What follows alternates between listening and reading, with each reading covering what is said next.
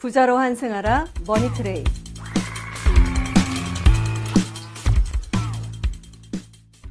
대한민국 전체 인구의 약 20%인 1000만 명이 살고 있는 서울을 먼저 살펴보도록 하겠습니다. 서울은 25개의 구로 이루어져 있고요. 어디가 가장 많은 지하철역이 있을까요? 또 지하철역이 많이 있으면 어떤 측면에서 좋은 걸까요? 교통수단에는 버스와 지하철, 자가용 이렇게 세 가지가 가장 대표적이죠. 그런데 그 교통수단 중에서도 유독 지하철이 더 획기적이고 좋은 것은 빠른 시간 내에 어떤 지역으로 많은 사람들을 이동시킬 수 있다는 점입니다. 즉 지하철 2호선인 경우에는 약 10칸으로 이루어져 있는데요. 이 한 칸에는 약 200명 정도가 최대 탈 수 있고요. 그러한 칸이 10칸 정도 있기 때문에 약 2000명의 사람을 3분에서 5분 단위로 특정한 역으로 이동시켜 줄 수 있다는 겁니다. 어떤 버스나 자가용도 이렇게 빠른 시간 안에 많은 사람들을 이동시킬 수는 없습니다. 자, 그렇기 때문에 지하철역에 일자리가 같이 결합이 된다면 타 지역으로부터 많은 사람들이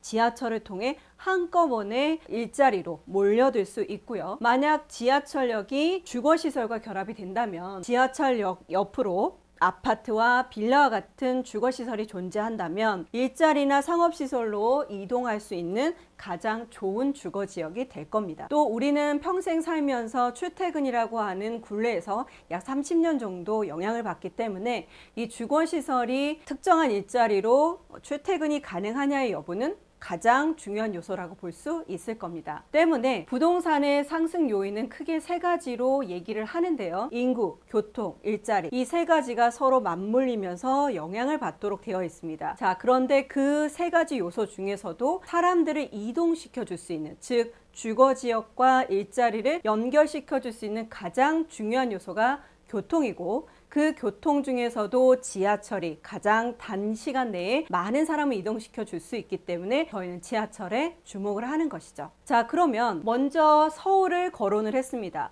전체 인구의 20%가 살고 있는 서울을 먼저 분석하는 것이 가장 중요하겠죠. 서울은 약 25개 구로 이루어져 있고 W자 모양의 한강을 기반으로 해서 강북에는 14개의 구가, 강남에는 11개의 구로 이루어져 있습니다. 자, 가장 많은 역은요, 강남구입니다. 자, 강남구는 약 23개의 지하철역을 현재 보유하고 있고요. 단연코 다른 행정구역들 중에 1위라고 할 수 있습니다. 그러면 6개의 노선을 갖고 있는 이 강남구의 행정구역도를 한번 보도록 할게요. 강남구는 특징적으로 굉장히 바둑판 모양의 교통 구조를 가지고 있습니다. 자, 이게 왜 좋으냐면 많은 역을 갖고 있고 많은 노선을 갖고 있는 것도 중요하지만 바둑판 모양으로 정렬이 되어 있는 특징을 지형적으로 갖고 있기 때문인 거죠. 자, 현재는 23개의 역으로 이루어져 있지만 2021년도 1월 달에는 신분당선이 개통이 됩니다. 신분당선 영장선은요, 2호선 강남역에서 종점이었던 노선이 쭉 연결이 되면서 신사역까지 개통이 되고요. 약 1년 정도 더 지난 후에는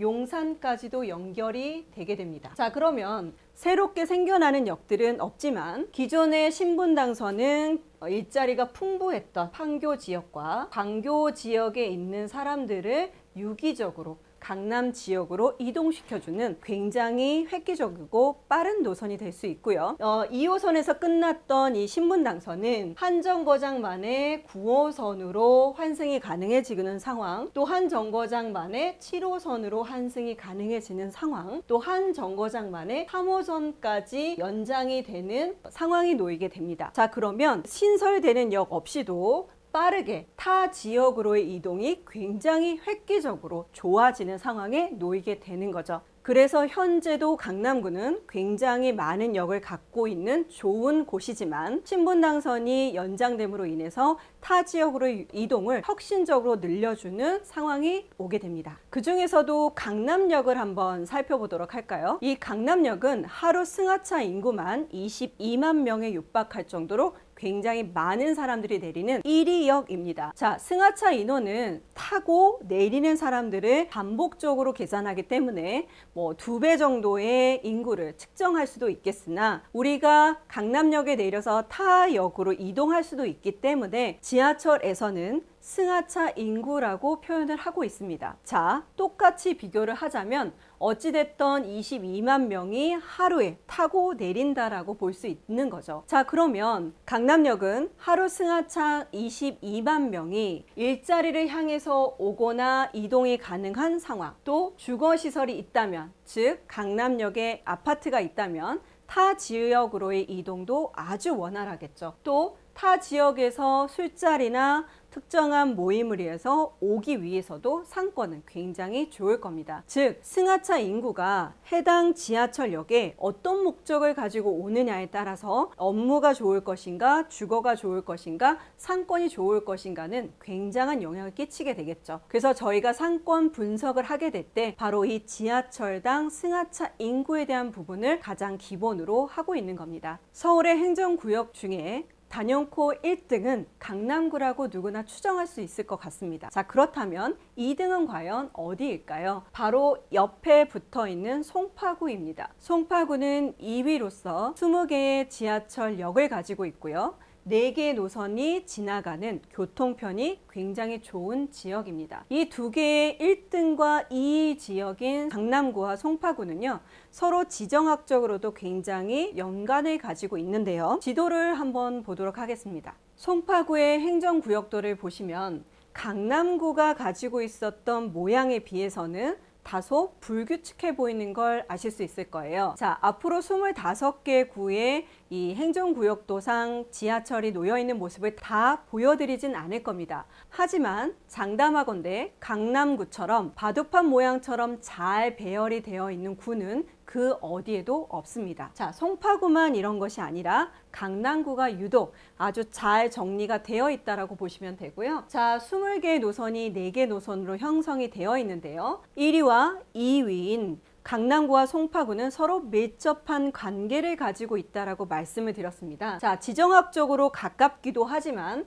지형적으로도 유사한 형태를 가지고 있기 때문에 그렇습니다. 자, 예를 들어서 강북의 지역은 보시기에도 남산이라고 하는 녹색깔을 띠고 있는 산이 존재를 하고 있다 보니 그 주변으로 지형상 넓은 지역을 개발하기 어려웠던 상황이었습니다. 자, 그런데 늘어나는 서울 인구를 충족시켜주기 위해서 대규모 개발이 필요했고, 그 대규모 개발을 받아들일 수 있었던 지역이 바로 논밭 지역이었던 바로 강남구였던 거죠. 자, 해당 지역은 새롭게 지어나는 도로망에 의해서 잘 구획이 되다 보니 지금 제가 표시해 드리는 것과 같이 마치 바둑판 모양처럼 잘 도로가 형성이 되게 되었고요. 지금처럼 바둑판 모양인 곳은 서울 시내의 지역 중에 그 어떤 곳도 없습니다. 자, 그래서 강남구만이 독특한 구조를 갖고 있다라고 하는 건 70년도 지역에 이 강남 지역이 개발됐었던 시대 상황을 그대로 반영한다라고 볼 수 있고요. 이렇게 잘 형성이 되어 있는 도로망을 기반으로 그 위에 아파트와 상업시설들이 지어졌기 때문에 고도로 집적화된 건물들, 즉 마천루에 해당하는 높은 건물들이 가능했었고요. 그 건물들의 일자리와 상가시설들이 아주 오랜 시간 동안 잘 구축이 됐기 때문에 앞으로 타 지역이 교통망이 확충이 되고 많은 인구가 간다고 해서 그 긴 시간 동안 축적된 인프라를 단숨에 뛰어넘기는 어려울 것으로 보입니다. 자, 그러면 2위였던 잠실은 어떤 모양을 가지고 있을까요? 자, 중간에 파란 색깔로 보이는 곳이 석촌호수입니다. 이 석촌호수를 중심으로요, 약간 방사선 형태로 이 도로망이 구축이 되어 있는 것을 보실 수 있고요. 그리고 방사형으로만 형성이 되어 있는 것이 아니라 제가 표시드렸던 이 도로망에서요, 쭉 연결이 돼서 송파구까지 쭉 연결이 되는 도로망을 확인하실 수 있습니다. 자, 두 개의 지역은요, 모양은 좀 다르긴 하지만 또 집적파도 좀 다르긴 하지만 두 개의 지역이 서로 연결이 되면서 하나의 생활권으로 들어갈 수 있는 굉장히 좋은 지형적인 구조를 가지고 있는 거죠. 자, 그렇다면 이 1, 2등인 강남구와 송파구를 위협할 만한 다른 서울 지역은 있을까요? 자, 지도에서 보시는 이 빨간색 모양이 서울의 범위를 나타내주고 있습니다. 자, 아마도 이 강북 지역에 남산을 뺀 나머지 지역들을 가만히 보시면 도로망이 치밀하게 되어 있는 곳이 별로 없습니다. 자, 그런데 그나마 좀 그물망을 형성하면서 치밀하게 구성이 되어 있는 곳이 바로 영등포와 여의도입니다. 그죠? 여의도도 도로망이 잘 형성이 되어 있고요. 그에 따라서 지하철도 새롭게 계속 개편이 되고 있죠. 또 영등포로 연결되어 있는 도로망도 마찬가지입니다. 그죠? 강남에 비할 바는 아니지만 가로 세로가 잘 연결이 되어 있는 걸 보실 수 있습니다. 자, 그래서 우리가 서울 기본 계획에서 보면 3개의 도시를 지정을 하고 있는데요. 그 중에 하나가 바로 가장 중심부인 서울, 즉 종로 지역인 거고요. 서울시청이 있는, 그 다음에 업무의 핵심 지역인 강남, 그리고 금융의 가장 메카가 되고 있는 영등포와 여의도를 묶어서 3개의 핵심 구로 지정을 하고 있습니다. 자, 그래서 왜 이런 구조적인 형태가 가고 있는지를 기본적으로 파악을 하실 수 있을 거고요. 강남구와 송파구는 앞으로도 새로운 교통망이 확충이 되게 되면 이 강남구와 송파구는 타 지역보다 훨씬 더 좋은 곳이 될 수 있을 겁니다. 1등과 2등이었던 강남구와 송파구, 3위인 지역은 어디일까요? 앞서 지도에서 보셨던 곳이 힌트가 됩니다. 바로 영등포구인데요. 이 영등포구는 여의도까지 같이 포함이 되고 있기 때문에 3위 지역에 랭크가 되어 있고요. 19개의 지하철역을 가지고 있습니다. 우리가 2등이었던 송파구와 1개 정도의 역밖에 차이가 나지 않고요. 이 지역은 앞으로도 여러 가지 노선들이 확충이 되면서 교통편이 좀 더 좋아질 예정이기 때문에 단연코 강남, 송파, 이 영등포 이 3개의 지역만 검토하셔도 무리가 없을 정도로 가장 큰 비중을 차지하고 있다고 보시면 될 것 같습니다. 그렇다면 25개 구를 가지고 있는 이 서울이 3개의 핵심 지역을 빼고 나면 나머지 구들은 몇 개의 역을 가지고 있을까요? 제가 도표로 한번 정리를 해보았습니다. 파란 색깔의 농도에 따라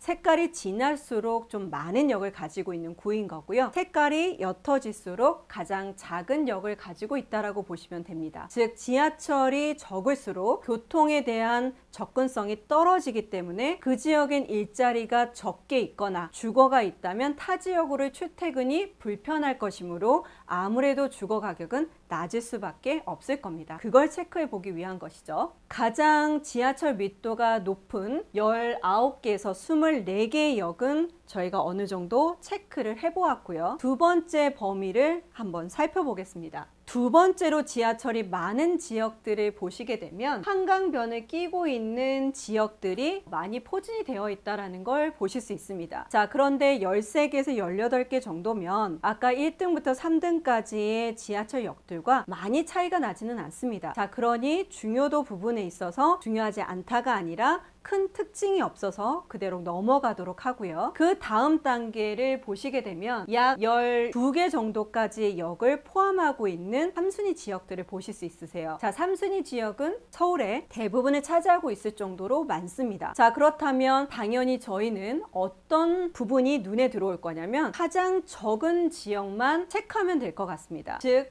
6개 이하의 지하철역을 포함하고 있는 구를 말입니다. 지하철역을 가장 적게 갖고 있는 4순위 지역은 생각보다 적습니다. 즉 2개의 구로 지정이 되어 있는데요. 지금 지도에서 보시는 가장 옅은 지역이라고 보시면 될 것 같아요. 강북 지역에서의 하나, 그리고 강서 지역에서의 하나입니다. 자, 위치를 알고 계신 분들은 저기가 어딘데? 하고 바로 아실 수 있겠지만 모르실 만한 분들을 위해서 하나씩 살펴보도록 하겠습니다. 자, 관악구와 금천구는요, 2개의 지역이 가장 지하철이 적은 지역으로 맞붙어 있는 곳입니다. 이 지역은 왜 이런 특성을 가지고 있느냐면 행정구역도를 보시면 알 수 있는데요. 빨간색의 모양이 바로 금천구의 행정구역도고요. 이 행정구역을 바로 옆으로 살펴보시게 되면 산의 모양을 많이 보실 수 있습니다. 바로 관악산이죠. 이 관악산의 형태가 높고 넓기 때문에 해당 지역을 개발하기 어려웠을 거고, 개발 면적이 적은 지역은 당연히 일자리와 주거시설이 적게 들어갈 수밖에 없는 지역이었을 겁니다. 또 관악구는 동일하게 금천구에 맞물려 있는 지역으로서요, 이 관악산을 같이 품고 있는 지역이기 때문에 금천구의 지형과 일치한다라고 보시면 될 것 같습니다. 이 2개의 지역은요, 지금까지는 관악산 때문에 교통편이 좋지 않았지만 새로운 노선들이 확충이 된다면 기존에 낮았던 인프라가 획기적으로 좋아질 것이고 저평가된 구간을 벗어나게 될 것입니다. 실수요자든 투자자든 해당 지역을 눈여겨보신다면 앞으로 좋을 것 같습니다. 자, 두 번째는 강북 지역인데요. 강북 지역에서 가장 적은 역을 가지고 있는 구는 어디일까요? 바로 도봉구입니다. 도봉구의 행정구역도를 한번 보도록 할까요? 가장 꼴찌였던 금천구에 비해 약 2개의 역이 더 많은 6개의 지하철역을 가지고 있고요. 3개의 노선이 지나가고 있습니다. 도봉구의 지도를 보시면 금천구와 관악구의 특징을 그대로 닮아 있는데요. 지도를 보시면 오른쪽으로 산의 형태를 보실 수 있고요. 바로 북한산입니다. 800m에 육박할 정도로 높은 산을 끼고 있는 거죠. 당연히 해당 지역의 개발 면적은 적었을 것이고 가로 모양으로 긴 형태로만 지하철이 형성될 수 있었기 때문에 작은 일자리와 작은 주거 지역을 가지게 됐습니다. 때문에 강북 지역의 가장 저평가된 지역이 어디일까요? 라고 물어보신다면 바로 도봉구라고 할 수 있겠습니다. 자, 이제부터 정리를 해보도록 할까요? 지하철역이 가장 많은 구는 어디였죠? 1위는 강남구로서 22개의 역을 가지고 있고요. 2위는 송파구로서 20개 역을 가지고 있습니다. 3위는 영등포로서 19개 역을 가지고 있습니다. 지하철역이 많다라는 건 결과적으로는 가장 집중화된 인구가 모일 수 있는 곳이기 때문에 일자리가 되던 주거시설이 되던 상업시설이 되던 모두 다 많은 사람을 끌어들일 수 있는 획기적인 곳이기 때문에 그렇습니다. 그렇다면 지하철역이 가장 적은 구는 어디였을까요? 23위는 관악구로서 8개 역을 가지고 있었고요. 24위는 도봉구로서 6개 역을 가지고 있습니다. 가장 꼴찌인 25위는 금천구로서 4개 역을 가지고 있네요. 지하철역이 작다라는 건 즉 교통편이 굉장히 낙후되어 있다라는 뜻이고요. 교통편이 낙후되어 있기 때문에 그 교통편이 개선만 된다고 한다면 해당 지역은 상승 여력이 충분할 수 있는 가장 저평가된 지역이라고 인식해 주시면 될 것 같습니다. 추진 중인 지하철은 앞으로 약 10개 정도의 노선입니다. 많게는 16개의 노선까지 늘어날 예정이고요. 새로 생겨나는 역들로 인해서 가장 많이 바뀌게 되는 구는 어디가 될까요? 이번 시간에는 서울만 살펴보았지만 수도권에 해당하는 경기도와 인천은 또 어떻게 구성이 되어 있을까요? 이걸 찾아가는 과정이 바로 부동산 트레이닝입니다. 지하철역이 많으면 가장 핵심적인 지역이기 때문에 투자 1순위가 되어야 하는 거고요. 지하철역이 적더라도 저평가된 구간을 벗어날 수 있다면 가장 상승 여력이 있는 지역이기 때문에 투자에 집중해야 된다. 즉 지하철이 부동산의 투자에 있어서 가장 중요한 요소가 될 수 있다는 점을 우리는 오늘 살펴보았습니다. 부동산도 트레이닝이 필요합니다. 즉 우리가 매일 근육을 쌓듯 하루하루 꾸준히 부동산 지식을 쌓으신다면 내 근육이 되어서 투자를 하셔야 되는 순간에 빠른 결정을 할 수 있도록 도와주고요. 올바른 투자를 할 수 있도록 도와줍니다. 부자로 환승하라 머니 트레이니였고요. 저는 부동산 트레이너 백승혜였습니다. 구독과 좋아요 부탁드립니다.